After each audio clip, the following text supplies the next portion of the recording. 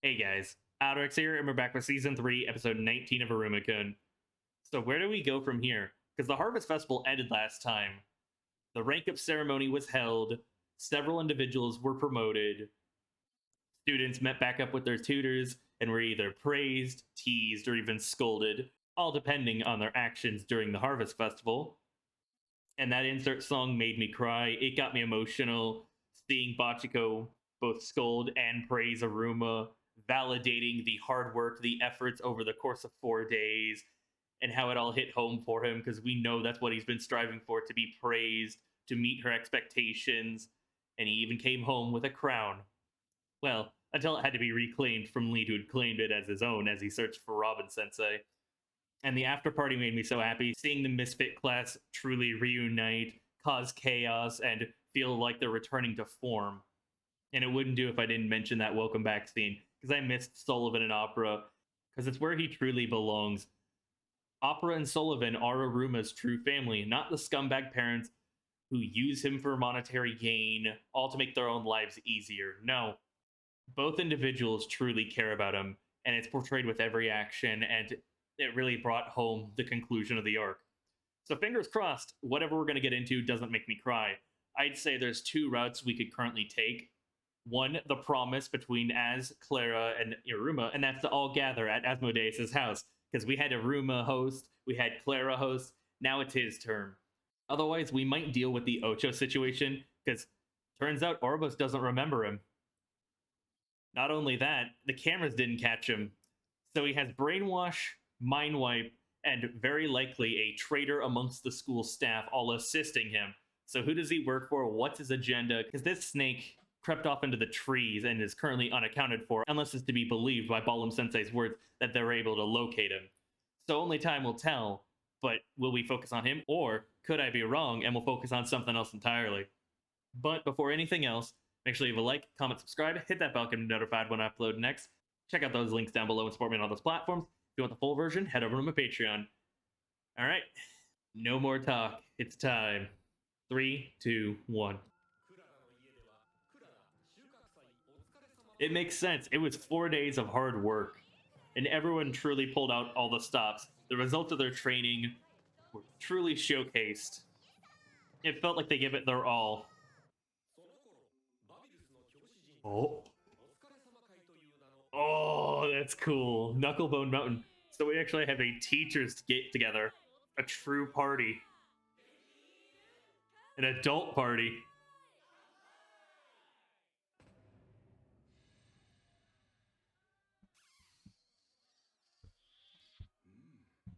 I was about to say it felt like it fit the aesthetic of his character. The fact that he has such a strong alcohol in like a sake cup. But the fact that he just used a straw. Obviously, he doesn't want to remove his mask to make people uncomfortable about his scarring, his fangs, because that is a point of contention with his character and how the students view him. It's his way of deafening the ferocity of his appearance. So it's interesting that he also does that with his colleagues. But I wonder if we'll reach a point of the night where everyone will be like, come on, take it off, in the most non-sexual method of soliciting that action from him. Because it'd be very interesting to see him truly open up with them in that regard.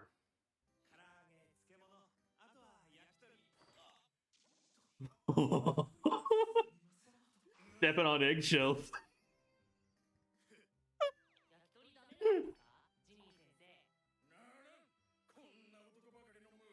Overprotective grandpa.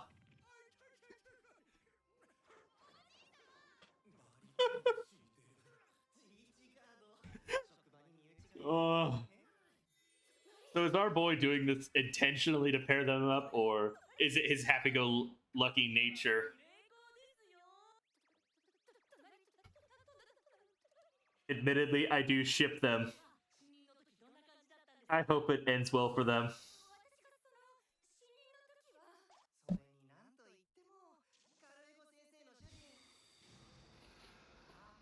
Cerberus is out. I'd say you definitely stepped on one hell of a landmine. The fact that the entire atmosphere changed, everyone calmed down, sobered up, and it took on such a more serious tone. The presentation of this too. The happy-go-lucky nature turned serious and grim. The on-screen text like this, the pledge. All right, it's giving me chills, admittedly. I didn't expect this. Historical motto as a toast. The transition between happy-go-lucky into serious. All I can say is what a well-crafted scene. It gave me chills. It's part of why I love this show, because of how we can switch gears so quickly without it feeling like it's giving us whiplash. Certainly one of the series' strengths, for sure. Oh? Are we going to see what his actions were? Searching? Yep. It's time to rewind.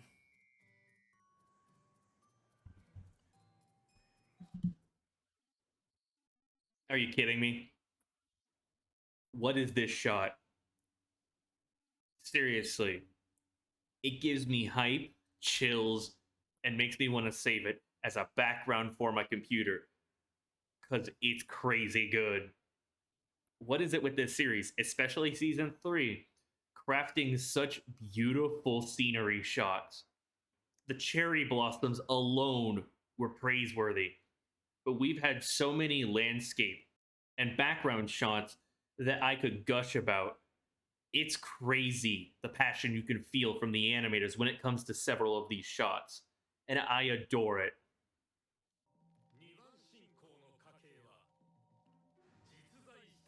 The family of the second faith.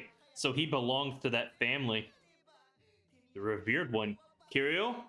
Ball? Or someone else? But this might be the most serious we've ever seen Robin. And it's kind of crazy. But you definitely do not fuck with the happy-go-lucky characters when they take a serious turn.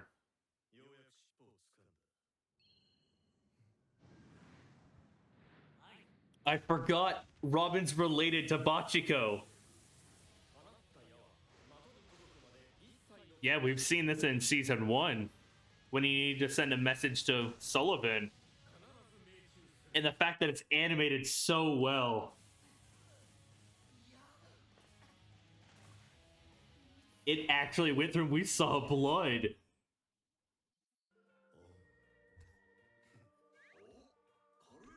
I'd say that's pretty impressive. First time you end up coming to a party and you end up with bingo, winning the tournament. And of course, it's a golden Sullivan.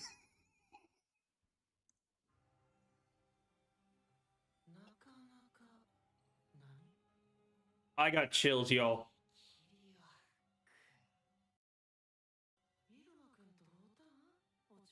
I'd say you definitely stepped on a landmine. The whole despair aspect.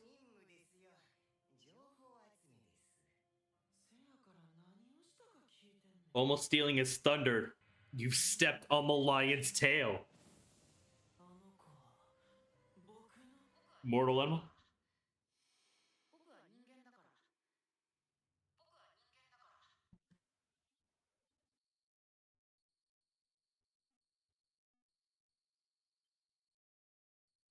All right. So that's bad. Very bad. Worst case scenario bad. So now 3 people on the enemy side know about his human origins, his status as a human. I'd say it just painted a massive target on Iruma's back. Are they going to eat him, harvest his blood? Because we still don't know the full scope of what being a human in the Netherworld entails, because we know the blood has magical properties, it can heal, but what else? Could like a finger do something? It gives me anxiety thinking about what might entail. Because Balam knows Sullivan, Opera, but I'd say that's about it. Not even Kalego or Bachiko know about Iruma's status as a human. But for Kiriwo, the mortal enemy of Iruma, the one who wants to see him cry and give into despair. It's bad. What an interesting development, though. Wasn't expecting it, but holy shit, it does get me hyped too. How will this change the dynamic going forward? How will this steer the story's course?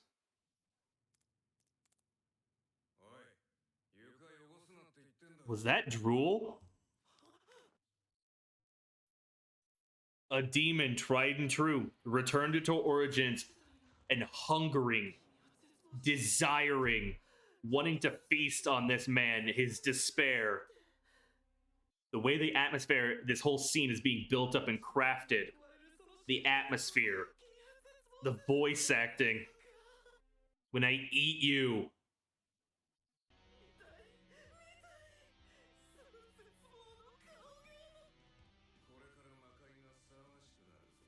All I can say is, what the fuck and holy shit.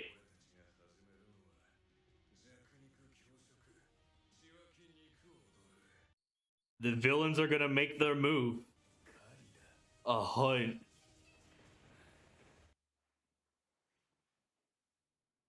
Alright, we're back to peace and quiet. A sound asleep Iruma. But the stormy skies are an ill omen. So what is he doing with the golden Sullivan? Will he melt it down?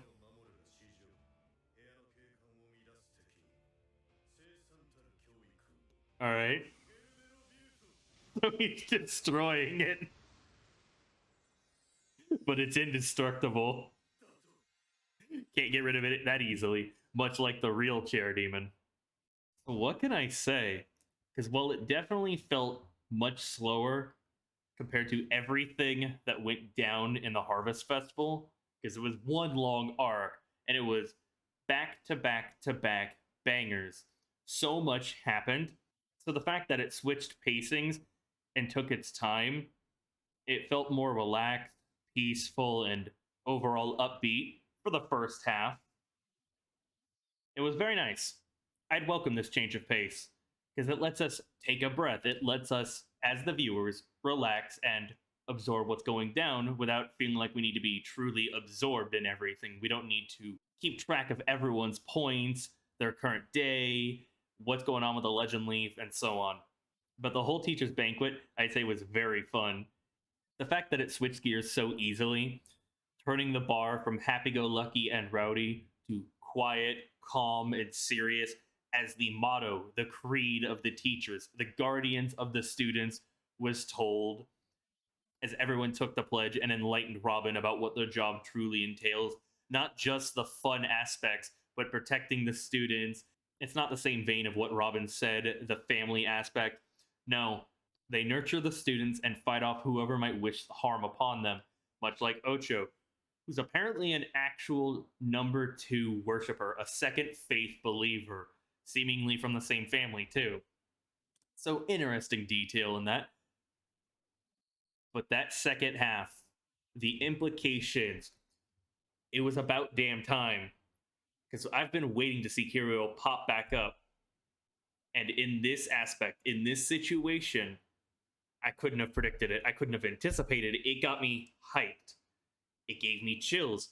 The fact that Ball, Ocho, and Kiriwo now know with absolute certainty that Iruma's a true human.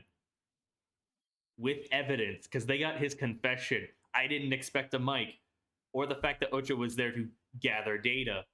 Or that Robin was going to literally shoot him in an act of mercy to leave his vitals intact as a warning to the enemy.